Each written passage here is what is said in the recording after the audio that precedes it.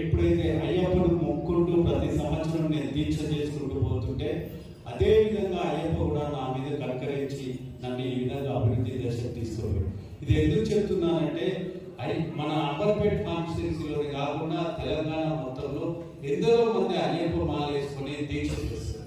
కానీ అందరికీ నేను ఒక విషయం చెప్తున్నాను, ఏంటంటే మీరు మాలను అపవిత్రం చేయకండి, నిష్ఠతో చేయండి. రోజు ఒక్క నిమిషం అన్నా ఆ భగవంతునితో మాట్లాడండి.